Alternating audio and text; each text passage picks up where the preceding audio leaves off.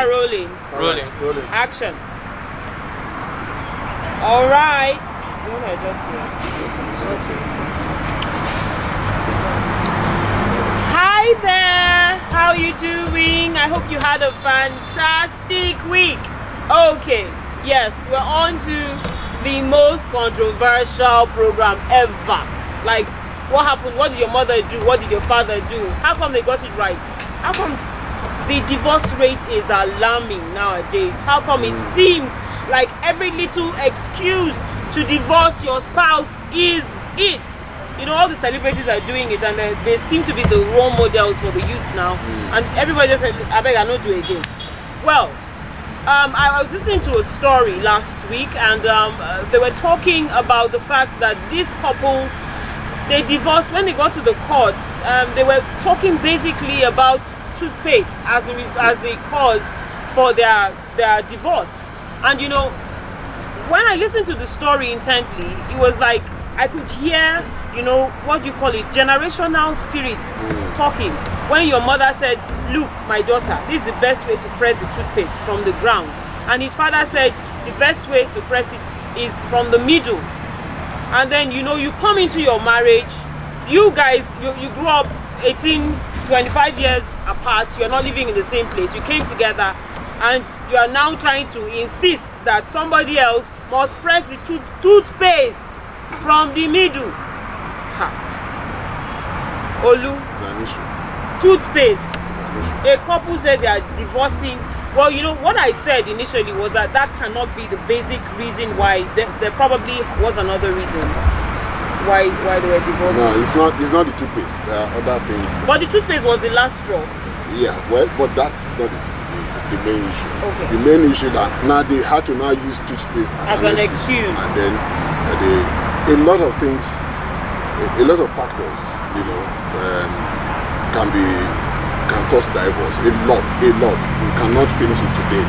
It could be lack of home training, no respect for the opposite sex, Poor hygiene. poverty, poor hygiene, illiteracy, semi-illiteracy, Which one is that one? as in, you know, maybe you are not really properly learned, you know. And I see people, somebody who is a graduate, university graduate, and you marry a secondary school leaver. What were you looking at when you got married to the person? Then later you say, she's not up to my standard. Why don't you help her to come up? You know, I've seen so many reasons why people don't divorce. As little as a husband writing down every offense that the wife has committed, he writes it down. I've seen the guy actually has a book like a journalist. And when I saw it, I said, what? You mean you have been writing down everything your wife has been doing? Man, that is crazy. He showed me, he said, this is it, this day, today. I said, man, you are more than something else. So there are so many factors that you know can bring up divorce. We can't finish it today, but we can take lack of home training for either of the two, no respect for either of the two, maybe the way your father probably has been beating your mom, you know, and then you also accept that behavior. All right. One of the examples you cited is the main thing we're talking about today: recession. The role of finances in marriage. Someone says no finance, no romance. That, you know, once the money is not there, sorry, there's nothing that can be done. No matter how much you love each other, nothing can be done about it. And how true, from your experience, you have counseled thousands of people. A lot of people. I think it's still an issue of miscommunication. There's no proper understanding and communicating. Now my wife is earning more than me now. Then you cannot accept it. I mean, you are just worrying yourself. This is your wife who started with you. You have been feeding her, clothing her, doing all the things for her, and suddenly the issues of the economic recession came into your own business and you are down. And now your wife probably has been promoted in her office and she's not having access to money. This is your wife. You need to understand that this is what is happening now. You must manage the situation. You must manage the situation.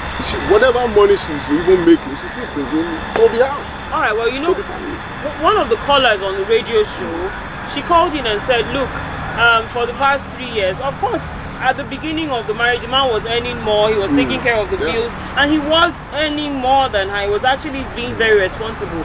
He said for the past 2-3 years, she has started earning more than her man. And you know, the issue now is that she feels that he's not treating her better than before. He's not treating, even though she's bringing in all the money and all of that he still, you know, wants her. He still says, "Where's my food?" You know, and all of that. Even though she's coming later than him. If he has been saying that before. Yes. Okay, so that she means just get used to it. You have already accepted that. Yeah. And you never did anything to correct that. Yeah. So now that you have money, he's still saying it. Yeah. So any complaint we now look at, oh, is it because you're not paying? If you complain too much, the man will say, girl, it's like because you are earning more money now. Yeah. Behave yourself. You know, and then the thing gets to the woman, and then she wants to react, start crying or whatever. What I'm going to say is this, guys, if you find yourself down now and your wife is earning more than you need to work with her. You need to relate with her properly, with wisdom, so that home will not break. This is your home. The two of you are one. So you need to discuss continuously. To some extent, some families, every cupboard that comes into the home is known by everybody. Well, if you start hiding your money, maybe when you are even making money, you are hiding money from your wife. And now she will hide. Yeah. A lady told me, said, I have some property somewhere. I cannot tell my husband. I said, why? He said, the man is hiding so many things. And I said, see, there's a problem. So she keeps the information to herself. She has property outside. She can't tell her husband because she found out some things that the husband has been keeping away. In marriage, there must be trust. There must be trust. There must be compassion for each other, and there must be a way of communicating. If you don't communicate issues, you won't go far. Say it. If you mess up, say I'm sorry. You know, you should learn to say I'm sorry. Not just I'm sorry sarcastically, you know, sorry as in sorry. Yeah. You need to be, you know, conscious of that, and then you don't do it again. Be open-minded. I always say to people, be open. Let your life be like an open book. All right, well, let's talk about communication. Let's talk about communication and moodiness. Yeah. Okay. Coupled with a man's ego. Yes. Right? Yes. Well, I think women too have, I don't know, I think we overflog this man's ego thing. Women too have ego now. We have ego now. Don't take me for granted, excuse me. Yes. Anyway. Especially if you have a PhD and I have Especially if I have a PhD. But I don't. I'm working on it, right? You have a PhD, I have a MBSc. That would be ego. Yeah. But you have to calm down. Yeah. Let's talk about a woman being the wife. You know, the man's supposed to be the head of the home. Yeah. The woman's supposed to be the next, the neck. And the neck of the home. You know, kind of determining the direction of the head and all of that. For those who are wise. For those who are wise. A man's ego says to him, look, this babe is now earning more than I am. And it tends to be like, even for the wife and even the children, that everybody has to be, you know, walking around eggshells. Everybody has to be careful.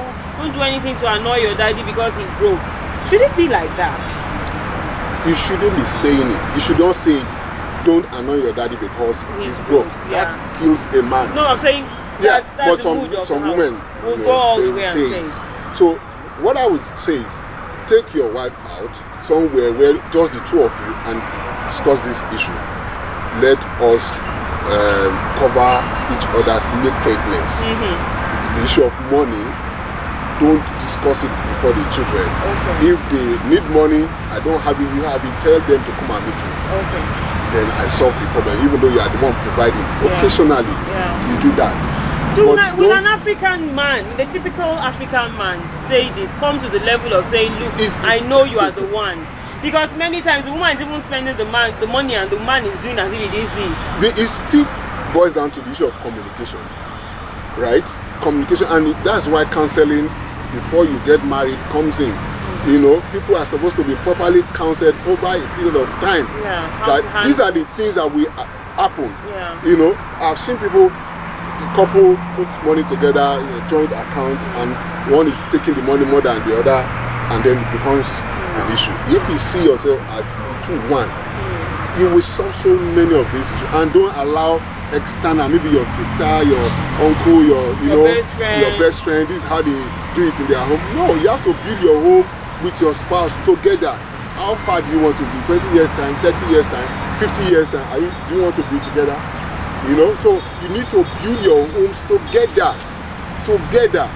There's a lot of things we can discuss. School runs, you know, and so many things. You know, myself and Olu have to discuss this school run because anyway. whoever is available, I believe, should do it. Yeah. Not this is a woman's work, it's a man's work. No.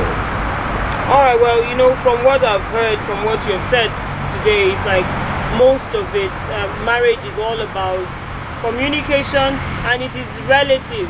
Yeah, my marriage is different from yours. Exactly. For all intents and purposes, yes. So we should never compare two marriages. Don't ever. You can just take good advice. I mean, if you look at someone and say, oh, these people are there, they're always wearing uniform. Yeah. And if you like it, discuss with your spouse. And if you don't, you know, if, for example, today I woke up, I wanted to wear jeans, and then I changed my mind. I saw my wife wearing jeans. I said, oh, you are looking hot. But in my mind, I still want to wear like an Ijebu man, wear, you know, lately. And then she went out, she was still looking beautiful, and I was saying, oh, that's great. You know, and I was looking like the man, the father, you know. Okay, well, by the way, Ijebu man is this man. Ijebu is somewhere in Nigeria. Yeah. Somewhere where our president Olusegun Obasanjo, where he is from. People that like money too much. Anyway, thank you for joining us on the program today. When we come to you next, we'll be talking about something very, very, very controversial. Should I let the cat out of the bag? Right? No. Alright. He says I shouldn't, so I wouldn't. When we see you next, we'll talk about this. And well, of course, your feedback. Please send in your feedback. Drop your comments. Comment below the video. Drop your comments. Drop your comments. Alright. If you disagree, if you agree, if you have any suggestions, questions, or contributions, please let's have them. And of course, if you have any other thing you want us to discuss, you are free to suggest the topics. We definitely will give it to you. Keep on listening to the radio station, to the radio version of the program After the Vows with Petra. My name is Petra, and well, thanks to all of you who have made it happen. Thanks to Gideon, thanks to Jerry, thank you to Mumu Plan. Thank you for this, you know, my fine face. Alright, Olu, it's been a pleasure having you on the program. Until we see you same time next week, take care of yourself and take care of your home. Bye!